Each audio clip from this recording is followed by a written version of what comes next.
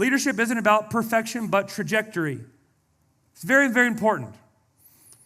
I do not want you to think, as soon as I've perfected my life, then I will lead others towards Jesus.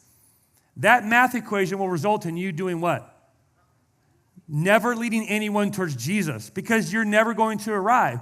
So this is not about perfection, but trajectory. Which way is the totality of your life going? Not even small, incremental, isolated incidences, because you're going to screw up and mess up in a text message or on a phone call or with a friend or in a specific, but the totality of your life taken over time has a trajectory to it.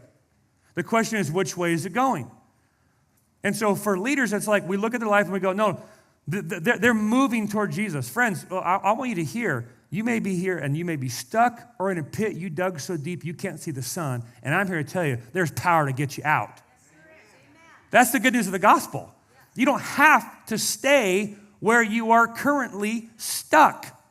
Christians are not victims.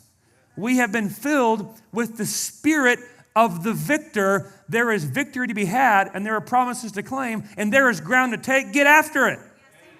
That's the good news of the gospel. So, leadership isn't about perfection. It's about trajectory. Which way are you going? And I'll tell you, we have seen time and time again, people in this church go, you know what?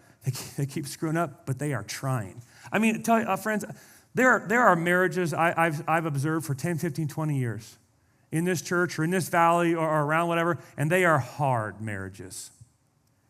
And some of them I tend to think, man, they just can't figure it out. You know what I feel when I see those marriages? Thanks be to God, they're still married. They're digging their heels in with that kind of gutsy grit. No. We're going to hold on to this covenant. And we're going to stay in this thing. And it's hard and it's difficult, but they're trying. I'm like, you keep going. Because a lesser marriage without Jesus would have quit a long, long time ago. So friends, even marriages that are hard, I look at and I don't think like, get their act together. Sometimes I think, do you know where they've come from? I mean, the things that this woman has done to this man, or vice versa, it's a miracle that they haven't murdered each other. And so we need to celebrate more of the wins. I mean, friends, we don't view discipleship as it is not an app-based process. Okay? We may use and wield technology in the future to try to organize it, but at the end of the day, it's all about getting people around people. We have hundreds of young men come to this church, never knew their dad. They knew their dad and he was a clown. He was absent, or he abdicated his responsibility, or he was abusive. They have literally no reference point for what it would look like for a man to be a stronger man in a relationship, in a marriage, as a parent. And we don't hand them an app or a book. We get them around another stronger man. That's how it works. You want to know how to be a stronger man?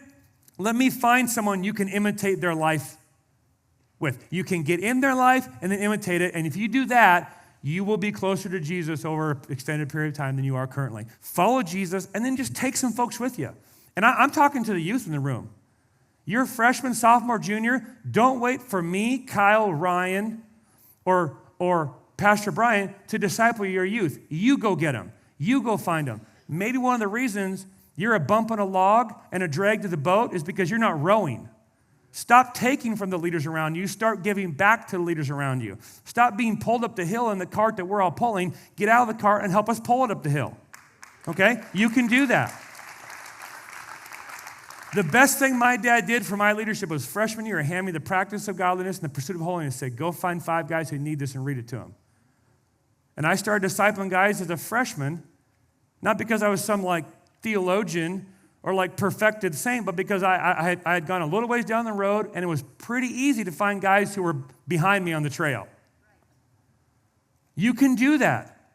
You can take ownership for the culture of Garden City, for the culture of Anchored, for the culture of this town. Go find 3, 4, 5 boys that you love and need and get them to Garden City next year. Get them to Anchored this year. Get them in your house on a Friday night with your dad and a book and open it up and start spreading your leadership wings now. Don't wait for all the men around you to do the heavy lifting. Start lifting things now, young men, and get stronger now. Hey, everybody. Hope you found that helpful. If you would like to watch the sermon that clip came from, you can go here, check it out as well. well. If you'd like to watch more Bible teaching, you can go to my YouTube channel. And if you would like more free resources for your family, your marriage, and how to be a stronger man, you can go to strongmannation.com. Check it out.